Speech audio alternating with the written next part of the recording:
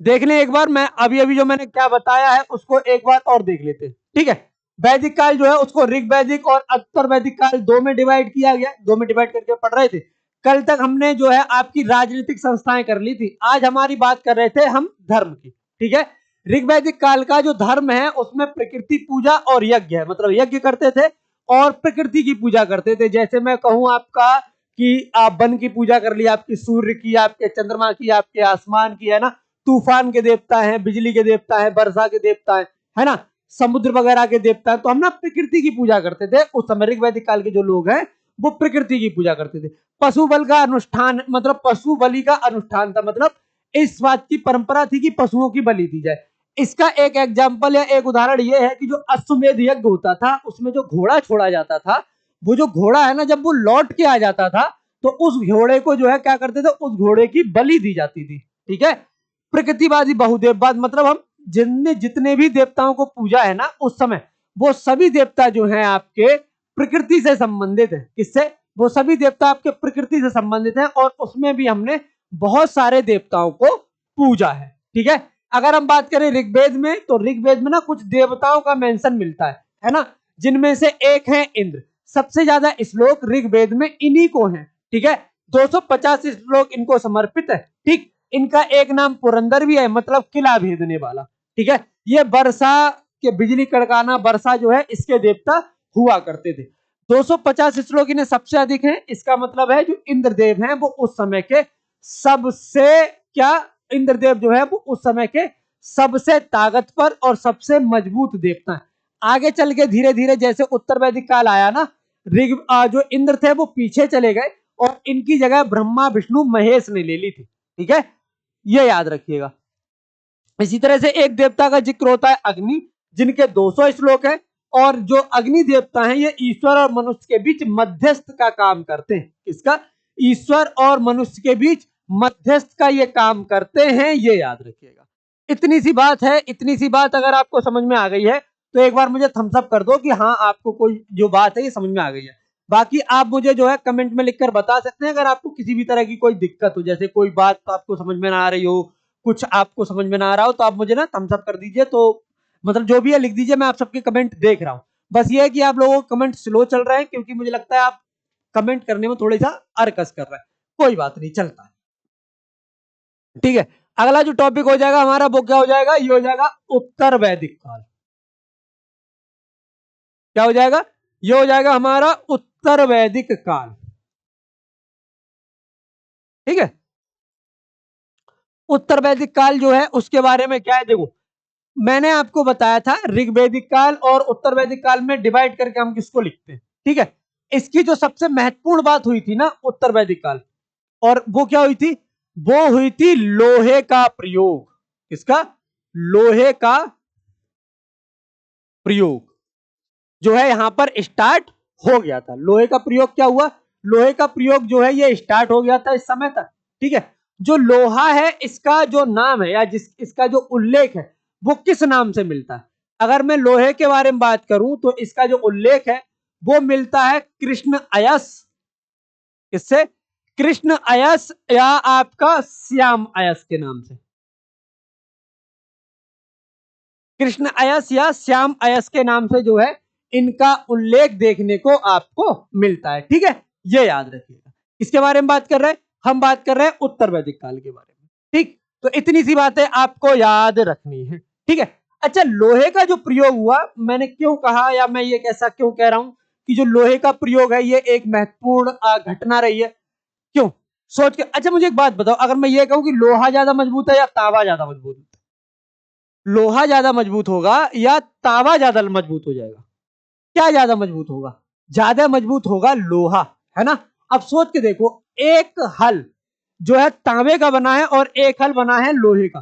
देखो तांबे के हल से अगर हम खुदाई मतलब जुताई करेंगे ना, तो जुताई तो होगी पर गहरी नहीं होगी, मतलब जमीन को वो हल चीरेगा तो जरूर, फाड़ेगा तो जरूर, लेकिन बहुत ज्यादा गहराई तक नहीं फाड़ पाएगा, क्योंकि बहुत ज्यादा अगर आप उसे दबाओगे, आप उस पर लोड डालोगे तो जो तांबा है ना वो टेढ़ा हो जाएगा।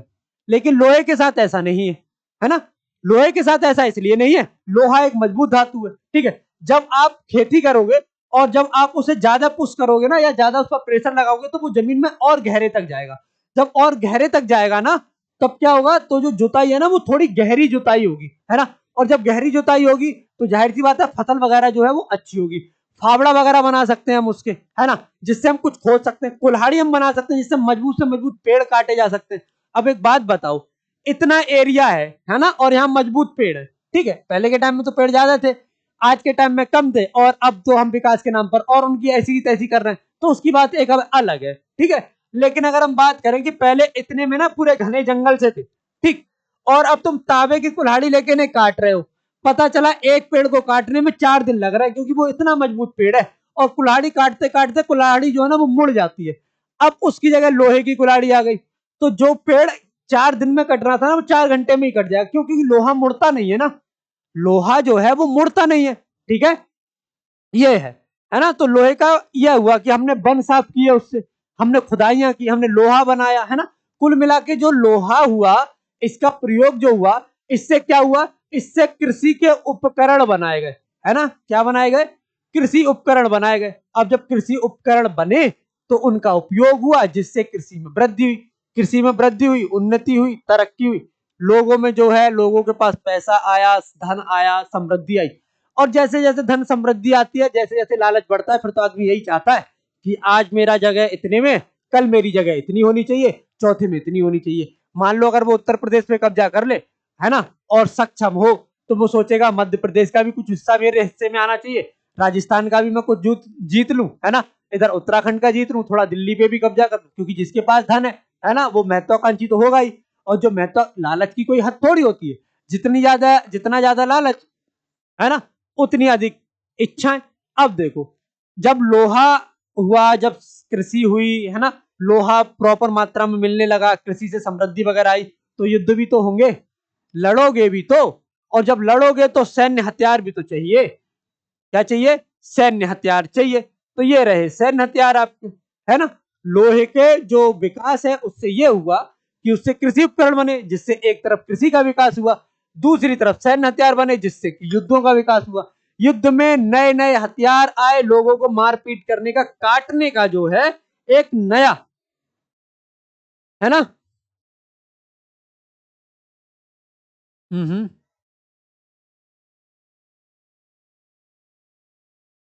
हाँ, ठीक है, ये याद रखिएगा। इतनी बात समझ में आ गई तो मुझे एक बार थम्स अप कर दो कि हाँ, इतना जो मैंने तुमको समझाया है वो आपको समझ में आ गया है। एक इंपॉर्टेंट बात और है, वो ये कि जो उत्तर वैदिक काल है ना, यहां तक आते आते आपको चित्रित धूसर मृदभांड, चित्रित धूसर मृदभांड मतलब मिट्टी के बर्तन जिन पर चित्रकारी की जाती है, इनका प्रयोग शुरू हो गया, ठीक है। ये आपको सिंधु सभ्यता में भी मिलते, है ना। मृदभांड जो कि ज्यामितीय और रेखाओं से चित्रित थे, वो आपको यहां भी मिलेंगे। और चित्र में क्या, सरल रेखाएं व ज्यामितीय आकृतियां,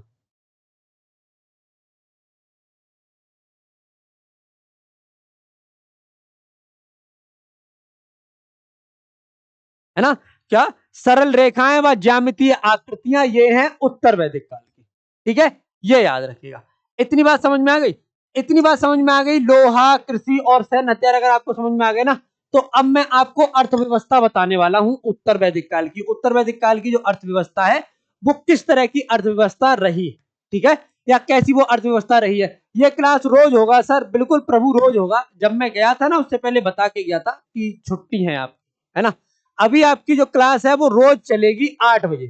कब, सुबह 8 बजे, ठीक है। लाइव चलती है, सुबह 8 बजे रोज चलती है ना। तो ये याद रखिए, ठीक है।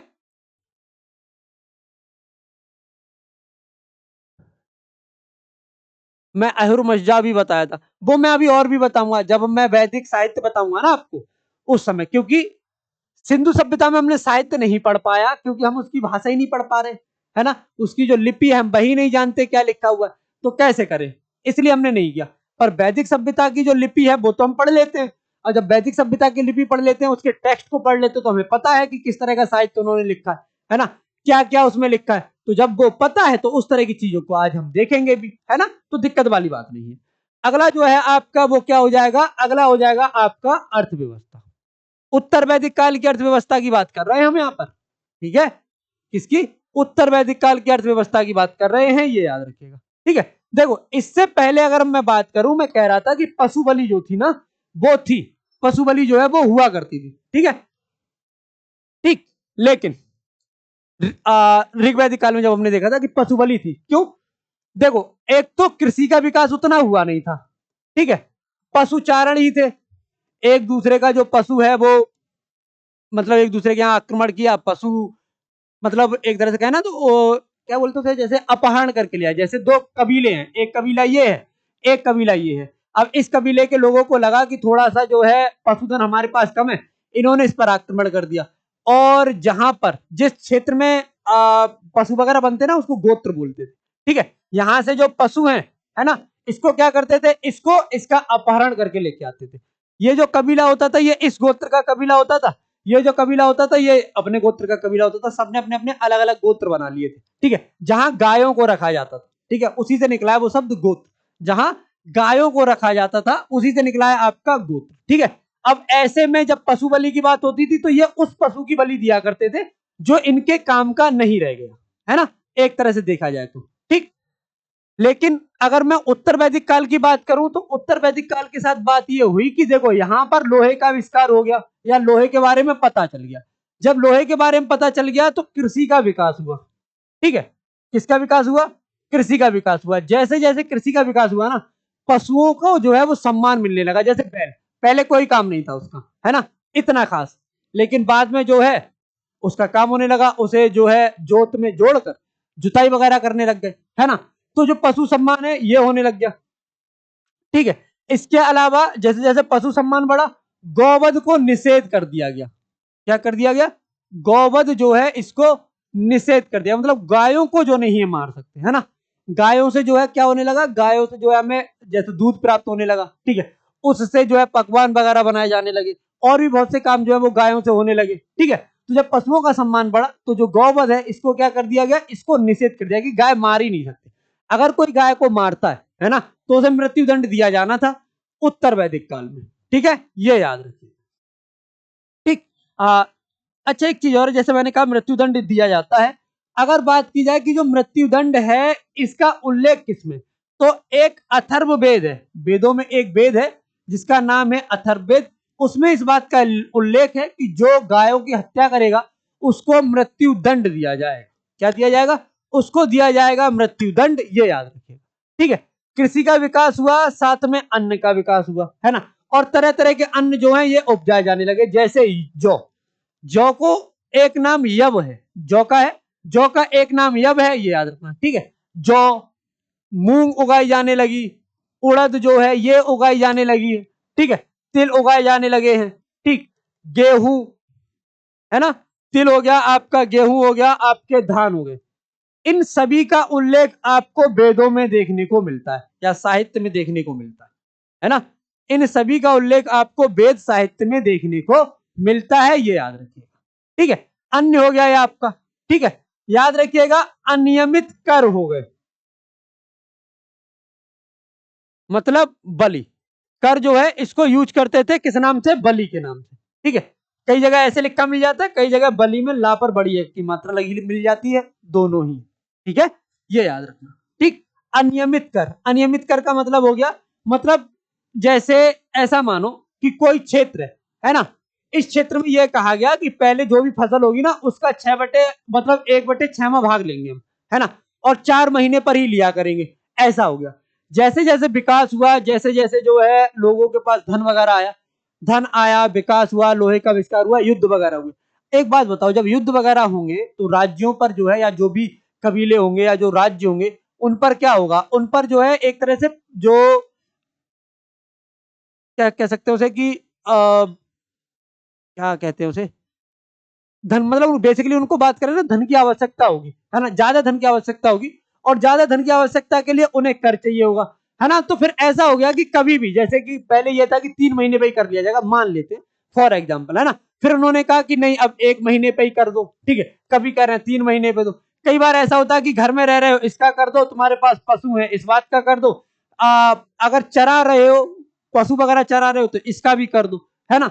चल रहे हो इसका कर दो, रोड चल इसका कर, मतलब कुल मिला के कर जो है ना वो अनियमित हो गए, किसी भी चीज का कर जो है वो लेने लग गए, एक तरह का इसे कहते हैं आपके लगभग लगभग अनियमित। यही नहीं कि मैं बस तुमको समझा रहा हूं कि इस तरह के जो कर है वो अनियमित कर में आते हैं, ठीक है, जहां पर कोई नियम ना हो करों के लिए, ठीक।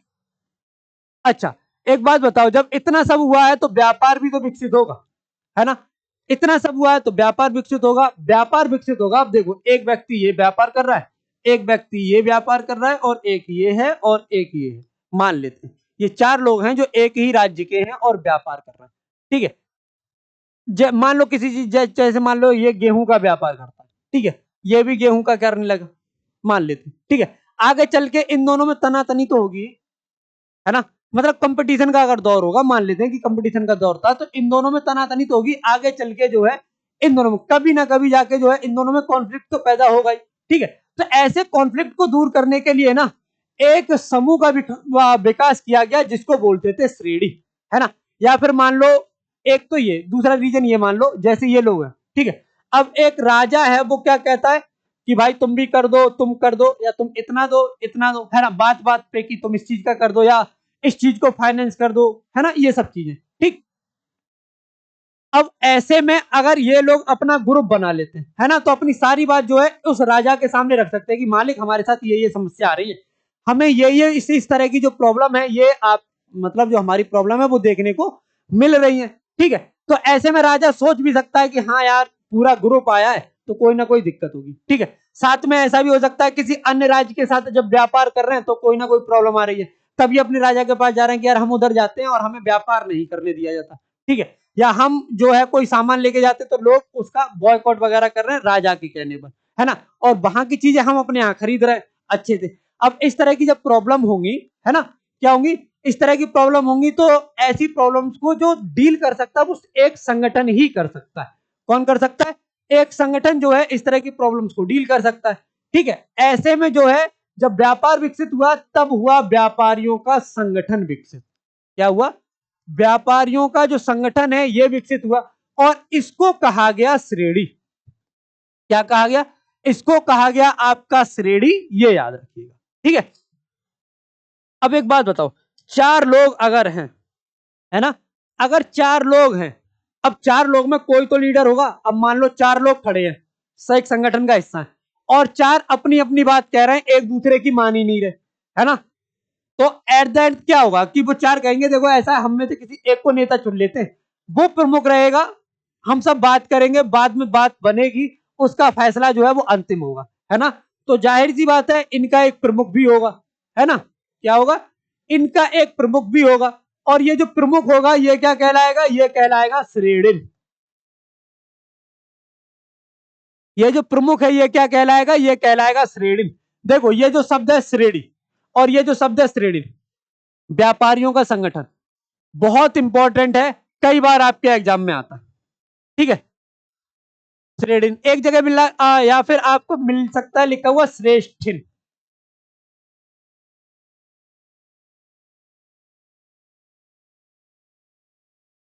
श्रेणी या कई जगह आपको देखने को मिल सकता है श्रेष्ठिन, दोनों ही शब्द है, ठीक है।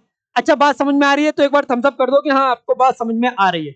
कुछ समझ में ना आया हो तो मुझे बता दो, ठीक है, जिससे कि मैं आपको जो है और डिटेल में बता दूंगा। वैसे इससे ज्यादा डिटेल में क्या ही बताऊंगा, पर अगर नहीं समझ में आया तो मेरे को एक बार थम्स अप कर दो,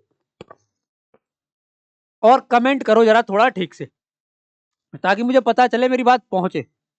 वैसे तो तुम बड़े दांत नहीं पोड़ते रहते हो, यहाँ तुमसे इमोजी नहीं डाला जा रहा है।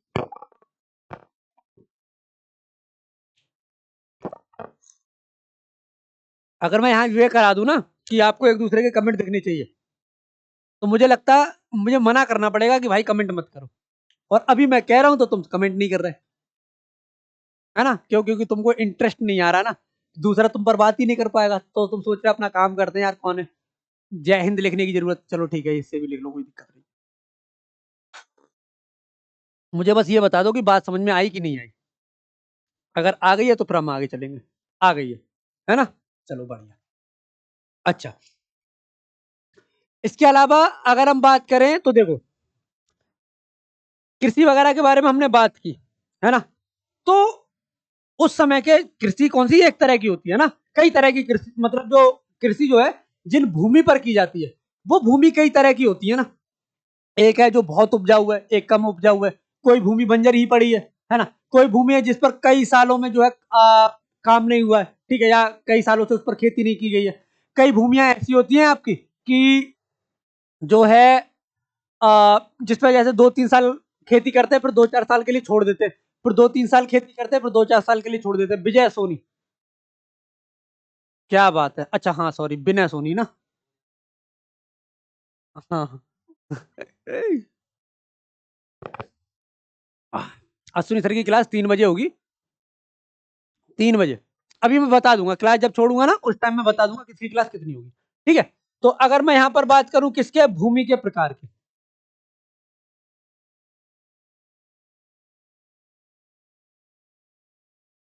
किसकी, भूमि के प्रकार की, कौन कौन से प्रकार थे भूमि के, ठीक है। याद रखना यह बात भी आपके लिए बहुत इंपॉर्टेंट है, ठीक है। क्यों, क्योंकि आपके एग्जाम के लिए जरूरी है, आती है, ठीक। जैसे एक भूमि का नाम है उर्वरा, इसको हम बोलते हैं उपजाऊ भूमि। क्या बोलते हैं, इसे कहा जाता है आपका उपजाऊ भूमि। यानी कि वैदिक काल में उपजाऊ भूमि को क्या कहते थे, वैदिक काल में उपजाऊ भूमि को कहा जाता था आपका उर्वरा, ठीक है। एक भूमि है आपकी मरु, ये नाम है, ये है अनुपजाऊ भूमि। कौन सी भूमि, ये हो जाएगी आपकी अनुपजाऊ भूमि, मतलब जो उपजाऊ नहीं है ना, उसको बोलते हैं आपकी मरु। मरु का मतलब होता है बेसिकली रेत, है ना। अब रेगिस्तान में कैसे ही खेती करोगे तुम, और कर भी लोगे तो थोड़ी बहुत ही होगी, इतनी ज्यादा तो नहीं हो सकती, है ना। समझ में आ गया, जैसे मरुस्थल, रेगिस्तान, रेत का स्थान, है ना, मरुस्थल। समझ में आ रहा है, मरु मतलब रेत, रेतीली भूमि। आज भी तो गांव वगैरह में देखते होंगे, जैसे अगर कोई गांव वगैरह में देखोगे ना, तो कई भूमि जो है वो मजबूत है, ठीक है, उसकी जो और पास अगर देखोगे तो खस्सर सी भूमि मिलती है जिसमें रेत वगैरह पाया जाता है ना।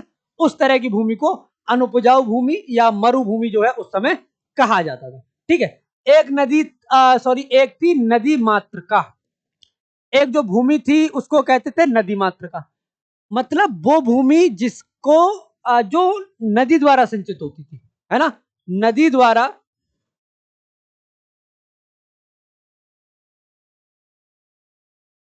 सिंचित भूमि। जो भूमि या जिन भूमि की सिंचाई नदियों द्वारा होती थी उनको कहा जाता था नदी मात्र का। क्या बोलते थे, नदी मात्र का। बढ़िया,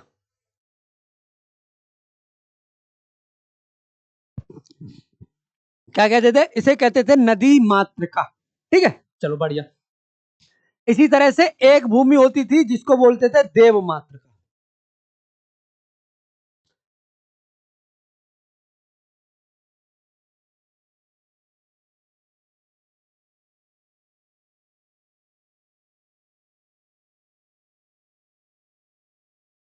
देव मात्र का मतलब, देव मात्र का मतलब वह भूमि जिसे देवता सिंचित करते हो। अब देवता कैसे सिंचाई कर सके किसी भूमि की, बिल्कुल कर सकते हैं।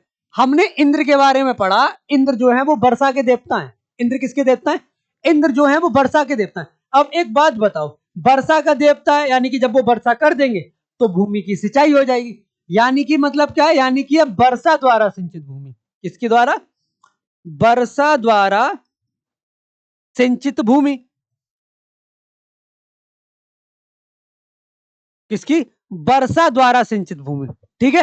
ये याद रखना, ये भूमि के प्रकार थे, क्या थे, ये थे भूमि के प्रकार, ये याद रखिएगा। इतनी सी बात समझ में आ गई या नहीं आई, ये बताओ, ठीक है। ये पूरे उत्तर वैदिक काल की जो है क्या है, ये पूरे उत्तर वैदिक काल के समय की मतलब जो भूमिया वगैरह हैं वो हैं कि कौन सी भूमि को क्या कहा जाता था, ऐसा, ठीक। चलो बढ़िया।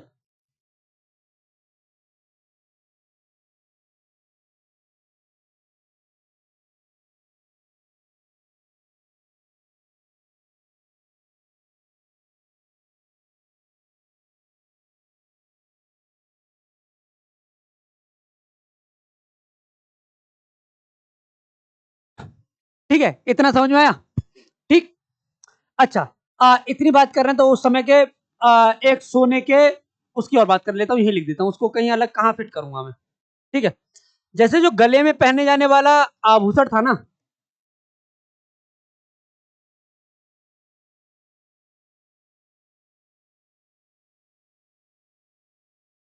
एक आभूषण था गले में पहना जाने वाला, जिसको हम क्या कहते थे, जिसको हम कहा जाता था, जिसको निस्क या निशाका बोलते थे।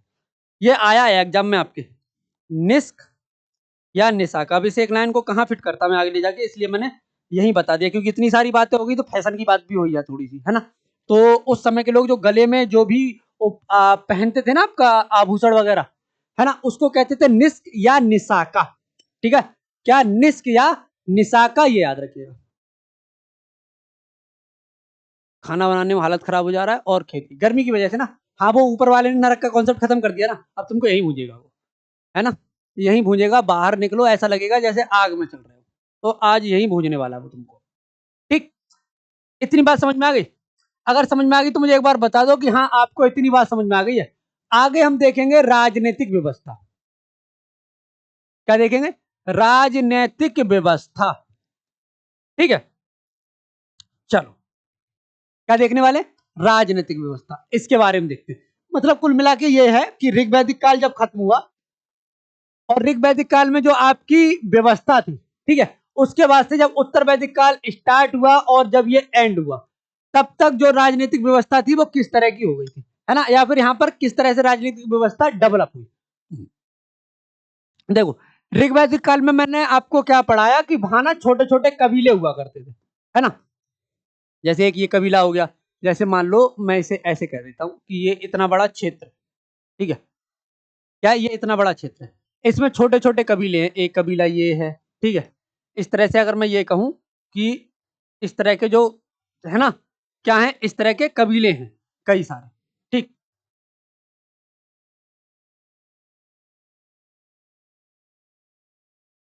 ठीक,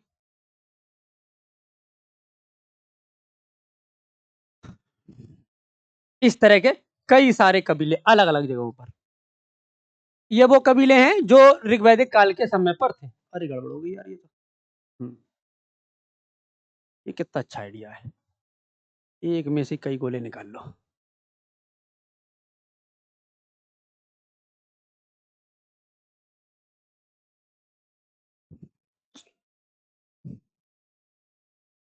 ठीक, ये इस पूरे क्षेत्र में फैले हुए क्या है, इस पूरे क्षेत्र में फैले हुए ये कबीले हैं। ठीक है, क्या है, इस पूरे क्षेत्र में फैले हुए ये क्या है, ये हैं आपके कबीले। ठीक, अच्छा, इतनी बात समझ में आ गई? समझ में आई कि नहीं आई? ठीक, अच्छा, अब देखो ये उत्तर वैदिक काल की बात, ओ सॉरी ऋग वैदिक काल की बात है। जैसे जैसे अगर इनका विकास होगा, इनकी जरूरतें बढ़ेंगी, तब ये क्या करेंगे, ये और मतलब ये इतनी भूमि है जिस भूमि पर ये सिर्फ कृषि कर सकते हैं, अपने पशु वगैरह पाल सकते हैं और उन पशुओं के लिए चारागाह वगैरह की व्यवस्था कर सकते हैं, बस इतना। ठीक है, अब दिक्कत यह है कि अगर इनको जो है और अधिक, अब जैसे जैसे मान लो हल्के से जनसंख्या, थोड़ी सी जनसंख्या बढ़ी, या कोई इनका जो मुखिया है वो थोड़ा सा महत्वाकांक्षी आ गया, मैं ये मान के चलता हूं कि इसका मुखिया थोड़ा सा क्या हो गया, महत्वाकांक्षी आ गया। ठीक है, अब वो क्या करेगा, वो कहेगा कि हमारे हम अधिक जगह में कृषि भी कर सके, अधिक जगह में जो है हमें ज्यादा से ज्यादा चारागाह मिल सके अपने पशुओं के लिए, है ना, और जो हमारा जो एरिया वो थोड़ा सा बड़ा हो, तो ये क्या करेगा, ये इस कबीले पे आक्रमण करेगा। मान लेते हैं जीत लिया, अब इसका एरिया इतना हो गया, इसने इस कबीले पे आक्रमण किया, अब इसका एरिया इतना हो गया, धीरे धीरे इसने जो है लगभग इतने कबीले जीत लिए, और ये जो कबीले हैं या इतना स्थान जो है इसने क्या कर लिया, इसने एकत्रित कर लिया। ठीक है, और इसने एक नए राज्य, क्या, इसने एक नए राज्य को जन्म दिया, जहां ये एकमात्र कबीला था इतना बड़ा। ठीक है, इसको इतने इसने इतने बड़े राज्य में तब्दील कर दिया। अब इसी तरह की अफवाह मान लो दूसरी जगह उड़ी या कहीं और है, जैसे इस कबीले का मान लेता हूं, इसका भी नेता लगभग लगभग ऐसा ही है कि महत्वाकांक्षी है, वो भी चाहता है कि जो उसके यहाँ जो पशुधन है वो अधिक हो, अधिक से अधिक क्षेत्र में खेती कर सके, है ना, कुल मिला के इसका जो कबीला है वो समृद्ध हो सके, समृद्धि आ सके, धन अच्छा हो, अच्छे से इसके लोग जो है जीवन यापन कर सके। अब ये क्या करेगा, इसके लिए अपने और पास जो है इन पर क्या करेगा, आक्रमण करेगा, ज्यादा से ज्यादा जमीन जो है ये अपने कब्जे में करना चाहेगा। मान लो इसने इतनी जमीन कब्जा ली, ठीक है, और इसने एक नए राज्य का इधर उधर कर दिया। ठीक है, ठीक इसी तरह से मान लो यहां पर कोई एक आया और इसने इतनी जमीन कब्जा ली और यहां पर इसने राज्य बना दिया। इस तरह से अगर देखोगे तो उत्तर वैदिक काल में धीरे धीरे जो है राज्यों की स्थापना शुरू हो गई। क्या हो गई?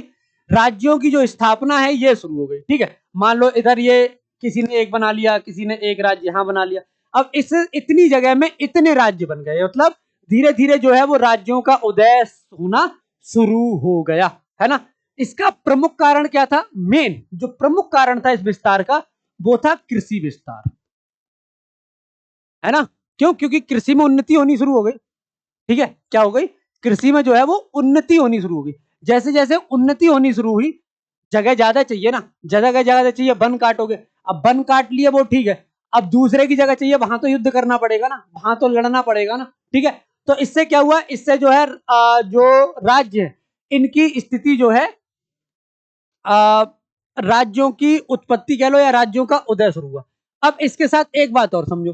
ठीक है, अब जैसे युद्ध है, युद्ध का जो नेता है, ठीक है, वो अगर एक जगह जीत मतलब एक कबीला जीतता है, दो तीन, उसके बाद से क्या कहने लगते हैं कि यार इस आदमी में कुछ तो है ना, कुछ तो इसमें ईश्वरीय शक्ति है, कुछ तो इसमें है। ठीक है, जो मतलब कोई और नहीं कर पाया वो इसने कर लिया। ठीक है, एक तरह से देखा जाए तो यहां आते आते चार जो वर्ण थे, है ना, जो चार जो वर्ण थे ये और ज्यादा थोड़े से फाइन हो गए। फाइन हो गए इन द सेंस, कहने का मतलब ये है कि ये जो चार वर्ण थे इनमें ना थोड़ी इसे कैसे समझाऊंगे, थोड़े से फाइन हो गए कि मतलब धीरे धीरे जैसे जैसे आगे चले ना, इनमें रूढ़िवादिता आनी शुरू हो गई। क्या होनी आनी शुरू हो गई? रूढ़िवादिता जो है ये आनी शुरू हो गई। और जो वर्ण था वो आपका जो कर्म था इसके आधार पे ना होके जाति के आधार पर प्रारंभ हो गया। ठीक है, ये याद रखना। ठीक, इतनी बात याद रखना। ये बात मेरे को अभी यहाँ याद आ गई इसलिए मैंने यहाँ बताया। ठीक है, जो मैं बताना चाह रहा था वो ये कि जैसे जैसे राज्यों का उदय हुआ उसमें जो क्षत्रिय थे, है ना, इनका चूंकि अगर राज्यों का उदय होगा या दूसरे कबीले जीतोगे तो लड़ने वालों की संख्या ज्यादा होगी, और जो लड़ने वालों की संख्या होगी, जो जान देगा या जान लेगा, जो लड़ना जानता होगा, उसका क्या होगा? वो थोड़ा सा शक्तिशाली वर्ग हो जाएगा। क्या हो जाएगा? यह वर्ग जो है वो सीधे धीरे धीरे जैसे जैसे राज्यों का उदय हुआ शक्तिशाली होना प्रारंभ हो गए। ठीक है, क्या? क्षत्रिय, लड़ने वाले। आगे चल के जैसे जैसे ये शक्तिशाली हुआ तो इसका जो कर्म वाली बात थी, है ना, कि जो कर्म करेगा वैसी जाति होगी, वो चेंज हो गया, है ना, रूढ़िवादिता आ गई। और जो जाति है वो कर्म की जगह पर जन्म के आधार पर प्रारंभ हो गई, ये याद रखना। ठीक है, अच्छा एक बात और, चूंकि पहले के टाइम पर ईश्वर वगैरह हम मानते थे, अब बात यह है कि ये लड़ रहे हैं, पर युद्ध के बीच में बहुत सी चीजें हैं जो अनएक्सपेक्टेड होती है, कि जरूरी थोड़ा ना जैसा आप सोच के जाओगे वैसा हो ही, है ना। और अगर आपको जीतना है या दूसरे कबीले के साथ जीतना है तो आपका अपना एक ईश्वर है, उसकी जो शक्तियां हैं या मैं कहूं उसका आशीर्वाद तो आपको चाहिए ना। अब ये तो लड़ना जानते हैं, अब इन्हें कैसे मालूम कि यज्ञ हो, ये क्या जाने कैसे यज्ञ होगा, कैसे हम जो है ईश्वर से शक्तियां प्राप्त करेंगे या ईश्वर हमारी मदद करेगा। ठीक है, तो इसके लिए जो दूसरा वर्ग था ब्राह्मण वर्ण, है ना, ये क्या करता था? ये इसकी सहायता करता था। क्या करता था? ये इसकी सहायता करता था। ठीक है, क्या करने में? ईश्वर से शक्ति प्राप्त करने में, और ये बताने में कि हाँ ईश्वर जो है उसका हाथ आपके सर पर है, आप जहां भी जाएंगे सफल हो जाएंगे। ठीक है, तो ये काम ब्राह्मण करता था। ब्राह्मण इसको जो है सहायता देता था। कैसे देता था? अनुष्ठानों के जरिए। कैसे देता था? अनुष्ठानों के जरिए, यज्ञों के जरिए। किसके जरिए? अनुष्ठान या यज्ञों के जरिए। ठीक है, अलग अलग तरह के यज्ञ हुआ करते थे, है ना। यज्ञ अनुष्ठान जो है वो अलग अलग तरह के होते थे। पहले जब राजा लड़ने जाता था ना तो पुरोहित उसके साथ जाता था।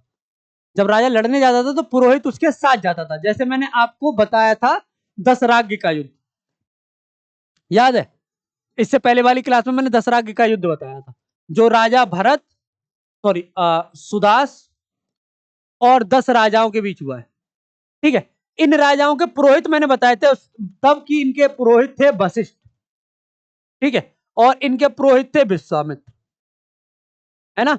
ये युद्ध में अपने पुरोहित को लेके गए ताकि जो है बेसिकली जो पुरोहित है वो ईश्वर से बात कर सके और ईश्वर को जो मना सके कि इसकी सहायता करो। ठीक है, ये अपना पुरोहित लेके गए।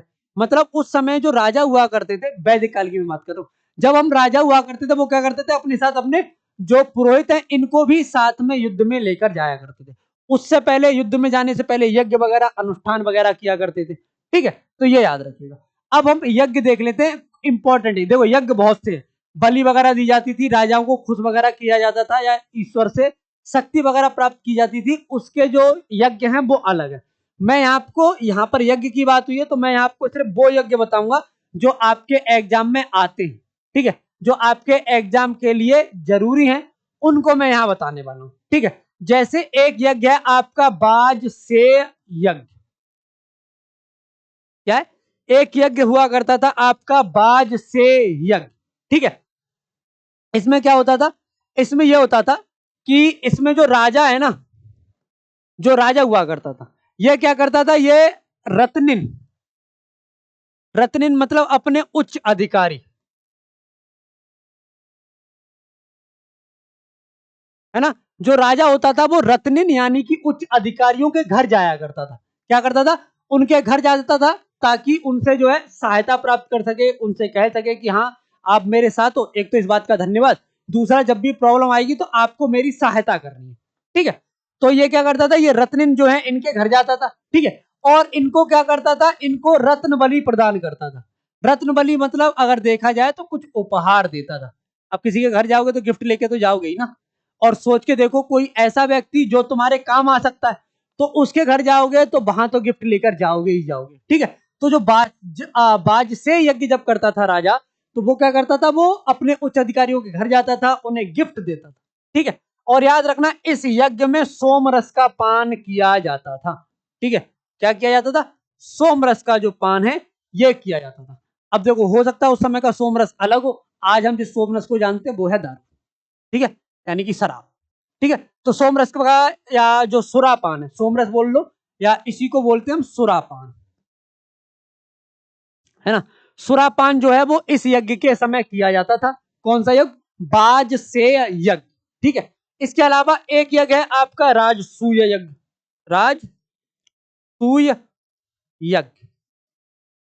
अच्छा, ये जो राजसूय यज्ञ है इसमें क्या था, ठीक है, इसमें क्या था, बेसिकली इसमें होता था कि राजा के साथ ना एक तरह से रथ दौड़ हुआ करती थी, इसे ऐसे समझते, एक रथ दौड़ हुआ करती थी और इस रथ दौड़ में राजा को जीतना होता था, है ना। जैसे हो सकता है किसी साम्राज्य के अन्य जो वो हैं उनके साथ, या अपने यहाँ पर ही जो है लोगों को रथ दौड़ के लिए इकट्ठा करके उस दौड़ को जो है किया जाता था, जिसमें जो है राजा को, या फिर इसे ऐसे समझते, राजसूय यज्ञ जब होता था, जैसे मान लेते हैं इसे ऐसा करते हैं, जैसे राजा को अपना ना उत्तराधिकारी चुनना है और उसके कुछ 5-7 संतानें हैं, इसे ऐसे समझते हैं। ठीक है, ये 5-7 संतानें, ठीक है। अब इन संतानों में से इसे अपना राजा चुनना है ना, या अपना उत्तराधिकारी चुनना है, तो वो क्या करेगा, राजसूय यज्ञ कराएगा और इन पांचों को जो है क्या कहेगा, तुम रथ जो है दौड़ करो। ठीक है, अब इनमें जो जीतेगा, इनमें जो विजेता होगा उसी को अगला राजा चुना जाएगा। ठीक है, एक तरह से राजा का चुनाव करने के लिए था ये, क्या था, एक तरह से राजा का चुनाव करने के लिए था ये युद्ध, ये याद रखिएगा। विजेता राजा होता था, इसका जो विजेता होता था वो क्या बनता था, वो बनता था राजा। अच्छा, राजसूय यज्ञ समझ में आया, राजसूय यज्ञ समझ में आया तो एक बार थम्स अप कर दो कि हाँ आपको राजसूय यज्ञ जो है ये समझ में आ गया है। ठीक है, एक है आपका अश्वमेध यज्ञ।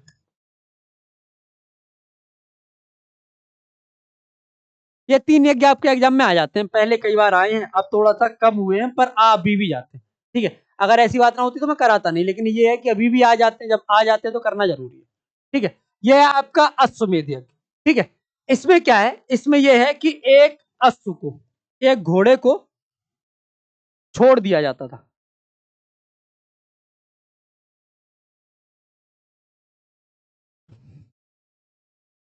एक घोड़े को छोड़ दिया जाता था। अब यह घोड़ा जहां इसका मन करे, इसे ऐसे समझो, जैसे मान लो ये एक राजा की टेरिटरी है। ठीक है, एक राजा है यहाँ का, इसने अश्वमेध यज्ञ किया, इस जगह पर यज्ञ हुआ। ठीक है, यहां से जो है एक घोड़ा जो है वो क्या कर दिया, एक घोड़ा जो है वो छोड़ दिया। ठीक है, जो भी है ये घोड़े जैसा ही है। ठीक है, ये जो है क्या कर दिया, ये छोड़ दिया। ठीक है, अब इसका जहां मन करे ये घूमेगा। अगर राज्य के अंदर ही किसी ने इसे रोक दिया तो राजा उसे मृत्युदंड दे देगा, बात ही खत्म हुई। क्यों? क्योंकि जो भी इस घोड़े को रोकेगा उसे राजा के साथ युद्ध करना पड़ेगा। ये फ्री है, जहां पर भी ये घूमना चाहे घूम सकता है, ठीक है। अब इससे ही इसके ही किनारे पर एक और राज्य है, ठीक है। अब ये जो घोड़ा है, अगर ये घूमते घूमते इधर एंटर कर गया यहां, अब चूंकि राजसूय अश्वमेध यज्ञ का घोड़ा है, तो घोड़े पर ना कुछ जो है एक तरह से देखा जाए तो कोई ना कोई निशान लगेगा। अब मान लो वो यहां पर आ गया और यहाँ के सैनिकों ने इसे रोक लिया, तो इस राजा को जो है इससे क्या करना पड़ेगा, युद्ध करना पड़ेगा, है ना। क्यों? क्योंकि अश्वमेध का घोड़ा जो है वो रोका नहीं जा सकता, ठीक है। समझ में आया? तो क्या करना पड़ेगा, इसे कहा जाता था आपका अश्वमेध, इसके साथ युद्ध करना पड़ेगा, क्योंकि राजा का घोड़ा रोक नहीं सकता, ठीक है। युद्ध करेगा, मान लो जीत लिया, तो ये भी राज्य सीखा हो गया, ठीक है। पहले के लोग चक्रवर्ती होने के लिए ये युद्ध करते थे, मतलब ये यज्ञ करते थे। और भी कई कारण थे, बताऊंगा, मतलब उसकी ज्यादा जरूरी नहीं है। पहले जैसे मान लो कई हैं और ये ताकतवर है, और इन सब राज्यों पर जो है क्या, इन सब राज्यों पर अपनी महत्ता या अपना वर्चस्व स्थापित करने के लिए इसने ये किया, क्योंकि ये जानता है अगर ये इधर जाएगा तो मैं इससे जीत जाऊंगा, यहाँ जाएगा इससे लड़के जीत जाऊंगा, इधर जाएगा तो इससे लड़के जीत जाऊंगा। लड़ाई होगी डायरेक्ट तो सीधे जो है मेरे अंडर में आ जाएगा ये राज्य। अभी क्या है, अभी सामने वाला सम्मान दे रहा है, अब इसको क्या है, अब इसको ये राज्य चाहिए, है ना। तो क्या करेगा, घोड़ा इधर छोड़ देगा, आजा बेटा लड़ ले, है ना, ऐसा करेगा, ठीक है। ये हो जाएगा, है ना। तो इस तरह का ये, और ये 1 वर्ष के लिए छोड़ा जाता है, ये भी याद रखना। कितने वर्ष के लिए? 1 वर्ष के लिए। ऐसा नहीं कि छोड़ दिया जिंदगी भर घूम ही रहा है, नहीं, 1 वर्ष तक जितना घूमेगा, और जितना एरिया ये कवर करेगा और किसी ने नहीं रोका, जैसे मान लो ये यहां पर गया और यहां से इस तरह से निकलकर ये दूसरे राज्य में चला गया और इस राज्य ने नहीं जो है इस घोड़े को रोका, तो ये ऑटोमेटिकली ये जो राज्य है ये इसका हो जाएगा, है ना। तो जहां से भी ये घोड़ा गुजरेगा वो भूमि जो है किसकी होती थी, वो भूमि होती थी राजा की, ठीक है। ये याद रखिए, ये होता था आपका अश्वमेध यज्ञ, ठीक है। कई राजा इस यज्ञ को करते थे अपनी ये बताने के लिए कि वो वर्चस्व है, पर वो चीटिंग पता क्या करते थे, वो बस इतनी चीटिंग करते थे, जैसे मान लो ये है इसका क्षेत्र, ठीक है, ये घोड़ा जा रहा है, ठीक है, साथ में सैनिक जा रहे हैं। अब इनने क्या रखा है कि देखो सीमा पार नहीं करना चाहिए, तो यहाँ के सैनिक यहाँ आ जाएंगे और इसे, ठीक, तो घोड़ा अपना बेचारा यहाँ से चलता जाएगा, लेकिन जब घोड़ा लौट के वापस आ जाएगा उसके बाद इस घोड़े की बलि दे देंगे। जब ये घोड़ा लौट कर आ जाएगा तो इसकी क्या कर देंगे, इसकी बलि दे देंगे। अब ये हो गया, अब देखो घोड़े ने सीमा पार भी नहीं की, राजा का वर्चस्व भी हो गया कि हाँ राजा हमारा चक्रवर्ती राजा है, अश्वमेध यज्ञ कर लिया उसने, ठीक है। घोड़ा लौट के आ गया, घोड़े की बलि भी दे दी और यज्ञ जो है वो पूर्ण भी हो गया, ठीक है। यही होता था आपका अश्वमेध यज्ञ। ये बात समझ में आ गई? किसी को कोई डाउट है आज की क्लास से वो पूछ लो, कोई बात जो समझ में ना आई हो, कोई बात जो तुम मिस कर गए हो या मैं सही से ना समझा पाया हूं, ठीक है। ये याद रखना, ये राजनीतिक व्यवस्था थी, ये समझ में आ गई ना राजनीतिक व्यवस्था पूरी। अब मुझे बताओ किसी को कुछ समझ में ना आया हो तो, बेटा तुम्हारी मॉर्निंग में थोड़ा सा दिक्कत हो गई, 1 घंटा लेट है तुम्हारी मॉर्निंग, 1 घंटा पहले होती तो थोड़ा सा समझ में आता भी, ठीक है। चलो फटाफट से कमेंट वगैरह करो जिससे कि मुझे पता चल सके, और आपको समझ में आई चीजें या नहीं आई मुझे बताना, ये लिख लेना, ठीक है। क्या लिखना था इसमें, जैसे बाजसे यज्ञ, राजसू यज्ञ, अश्वमेध यज्ञ क्या थे, रत्निन, रत्नबली, उपहार, ये लिख लेना, ठीक है। और राज्यों का उदय यहाँ पर हुआ था, ये लिख लेना, ठीक है। चलो आज की क्लास इतनी है, इसके आगे क्लास नहीं है, बस मुझे ये बता दो किसी को कोई दिक्कत कोई परेशानी है तो, या किसी को कुछ समझ में ना आया हो तो, ठीक, बढ़िया। हाँ सुरापान उसी को बोलते थे, मतलब इसे क्या बोलते हैं, अब इसका शुद्ध नाम तो मेरे को याद नहीं आ रहा, शराब का एक और नाम है ना, हम्म, पेय पदार्थों में वही था, ठीक, हम्म, बढ़िया।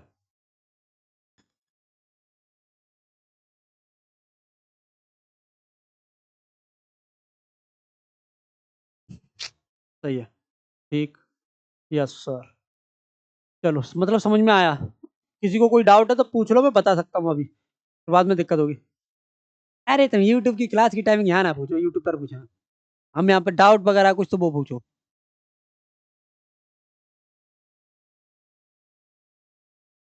हाँ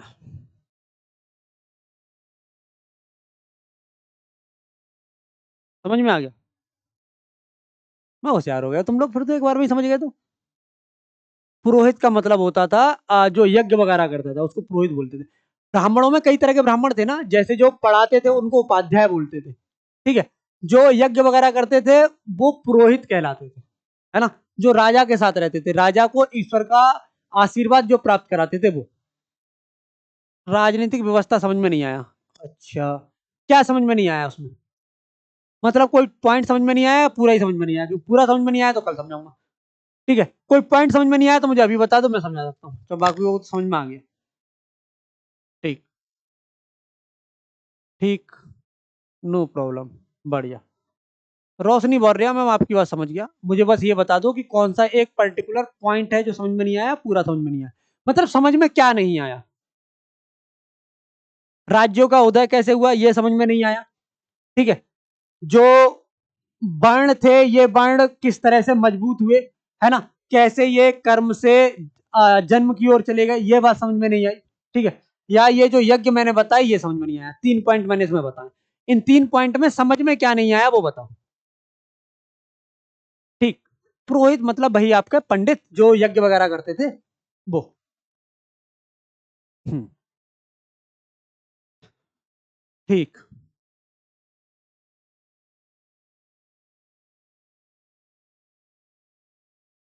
धूसा, मर्द, मृदभांड। अच्छा, धूसर मृदभांड मतलब एक तरह का आपको देखा जाए तो जो ग्रे जैसे मटमैला कलर नहीं होता, ग्रे कलर, जैसे सिंधु सभ्यता में आपने लाल देखे थे बिल्कुल, है ना, या काले देखे थे। यहाँ पर ना थोड़े से मटमैले कलर के हैं, इसलिए उसे बोलते हैं धूसर। बेसिकली अगर हम बात करें जो धूसर है ना, वो उसके रंग को लेके है।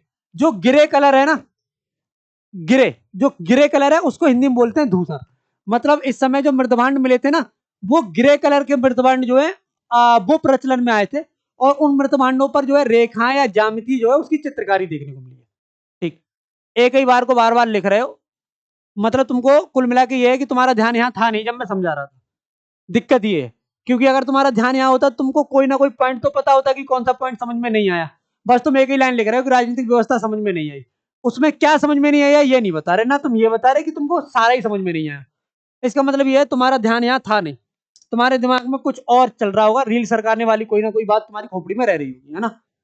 तो वो चल रहा होगा तुम्हारे दिमाग में, तो मैं समझ सकता हूँ, कोई बात नहीं। ठीक है, चलिए कल बताना। आज की क्लास के लिए इतना ही, नेक्स्ट क्लास में मिलते हैं, तब तक के लिए जय हिंद, जय भारत।